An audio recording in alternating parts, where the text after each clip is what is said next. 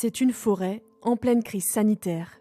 Au milieu des arbres encore bien verts, des épicéas complètement desséchés. Tous ont subi l'attaque foudroyante du scolyte, un petit coléoptère dévoreur de sève. Là, on voit bien les galeries, ce qu'on appelle les galeries maternelles.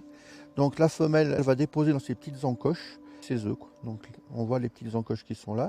Ces œufs vont devenir des larves et les larves, elles vont partir perpendiculairement à la galerie maternelle. Et c'est en fait ces galeries larvaires qui vont empêcher la sève de monter et qui vont entraîner la mort rapide de l'arbre.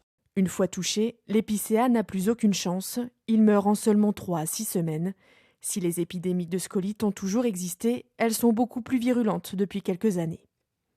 En période normale, on va dire, l'arbre arrive à résister à ces attaques-là parce que l'arbre est en pleine forme, la montée de sève est forte et il va faire de la résine.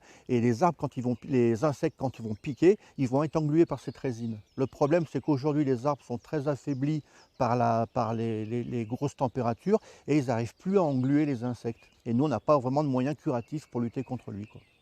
Un fléau qu'on retrouve dans tout le département et le chiffre donne le vertige.